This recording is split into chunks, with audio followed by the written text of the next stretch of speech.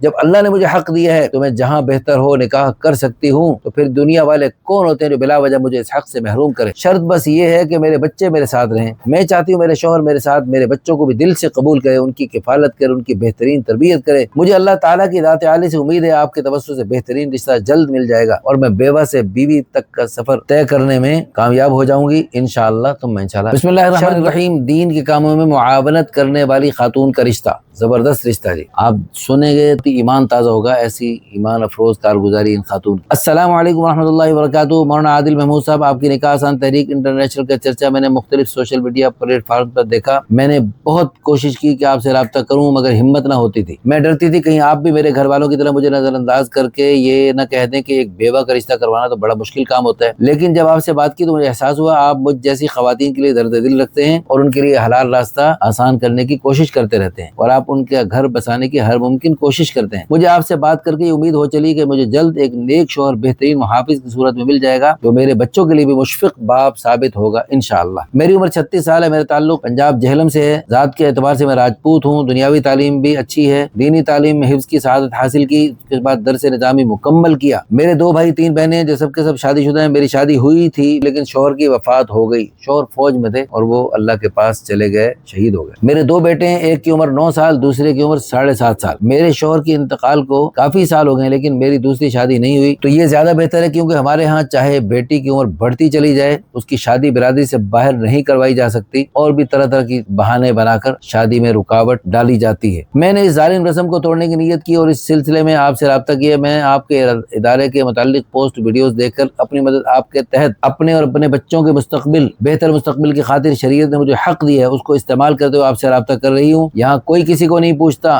وقت رہتے اگر نکاح نہ کیا جائے، شرم و حیا کی وجہ سے اپنا حق حاصل نہ کیا جائے تو زندگی بھر پچھتاوے ہمارے پیچھا کرتے رہتے ہیں۔ یا اگر ایسا کہا جائے کہ میرے گھر والوں نے میری شادی کرنے کی طرف توجہ ہی نہیں دی اور میں نہیں چاہتی کہ میرے ساتھ بھی ایسا کچھ ہو۔ مجھے آپ کے ادارے کے توسط سے ایک نیک دیندار انسان کا رشتہ چاہیے جس کی عمر 45 سال سے زیادہ نہ ہو، نہیں میں کہہ رہا ہوں 50 تک بھی رابطہ کر سکتے ہیں، مجھے امید ہے انشاءاللہ مطمئن ہو جائیں گے۔ دیکھیں استخارے مشورے کے بعد کمی بیشی ہم کروا لیتے ہیں۔